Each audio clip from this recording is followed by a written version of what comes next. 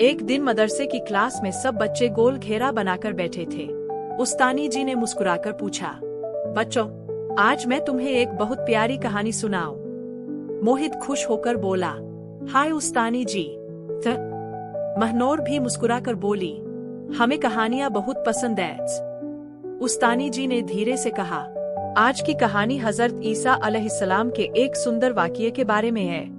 अगर तुम ध्यान से सुनोगे तो लगेगा जैसे तुम उस ज़माने में पहुंच गए हो। बच्चों ने आंखें बंद कर ली और तभी उन्हें लगा जैसे वे समय में पीछे जा रहे हो। हवा हल्की हो गई और चारों तरफ का नजारा बदलने लगा। अचानक वे सब एक पहाड़ी रास्ते पर खड़े थे और सामने एक नूर से चमकती हुई महान हस्ती, चेहरा नहीं दिखता, बस उजाला, हजरत ईसा अलैहिस्सलाम। मोहित ने धीरे से कहा, महनूर, क्या हम सपना देख रहे हैं? महनूर बोली, नहीं, यह तो उस्तानी जी की कहानी हमें दिखा रही है। हजरत ईसा अलैहिस्सलाम अपने साथियों के साथ चल रहे थे। उन्होंने रास्ते से 3 छोटे पत्थर उठाए और अपने साथियों को दिए।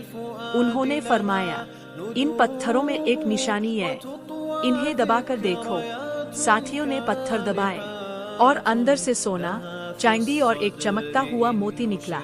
मोहित हैरान हो गया, वाह, पत्थर के अंदर सोना। महनूर बोली, और यह मोती कितना सुंदर है। हजरत ईसा अलैहिस्सलाम ने नरमी से फरमाया, देखो बच्चों, दुनिया इन पत्थरों जैसी है। सोना और चांदी एक दिन खत्म हो जाते हैं, लेकिन ईमान का मोती हमेशा रहता है। असली दौलत वह है जो दिल में होती है, नेकी, सच्चाई और अल्लाह का जिक्र। मोहित ने पूछा, तो दुनिया की दौलत असली नहीं है?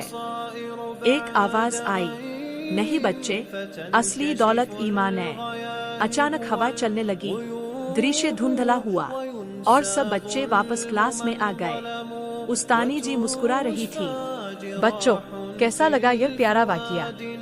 महनूर बोली, उस्तानी जी, हमें लगा जैसे हम सच में वहाँ थे।